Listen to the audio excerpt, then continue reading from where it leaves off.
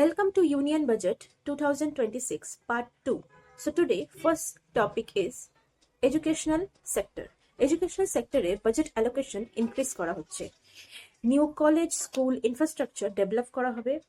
Smart learning tools এবং smart classroom introduce করা হবে। Skill based learning plus vocational training এর উপরে ফোকাস দেওয়া হবে।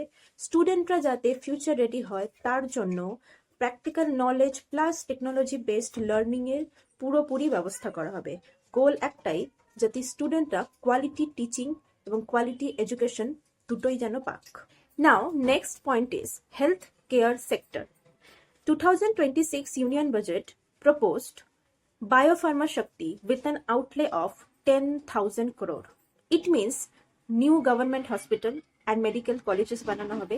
রুরাল এরিয়াতে যাতে হেলথ সেন্টার্স গুলো ইমপ্রুভ করা হয় সেটা নজর দেওয়া হবে। অ্যাফোর্ডেবল মেডিসিনস এবং ট্রিটমেন্টস ফ্যাসিলিটিস দেওয়া হবে। এম একটাই, যাতে হেলথ এবং ওয়েলথ দুটোই যেন সঞ্চয় হয়। 2026 বাজেটে উইমেনদের দিকে স্পেশাল অ্যাটেনশন। উইমেন অন্টারপ্রেনার্সদের জন্য easy loan scheme and financial support দেওয়া হবে। সেলফ হেল্প গ্রুপগুলোতে ফান্ডিং ইনক্রিজ করা হবে। উইমেনরা যাতে সেফটি প্লাস ওয়ার্ক প্লাস দুটোই পায় সেটা নজর দেওয়া হবে।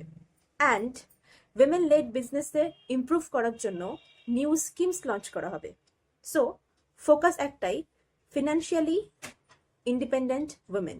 So, overall conclusion is 2026 Union Budget women, education, jobs, development, infrastructure, economic growth, healthcare সব দিকেই নজর দেওয়া হয়েছে।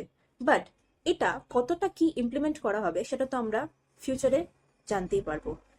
আপনাদের যদি আমার এই বাজেট এক্সপ্লেনেশনটা ইজি লেগে থাকে তাহলে অবশ্যই ফলো করুন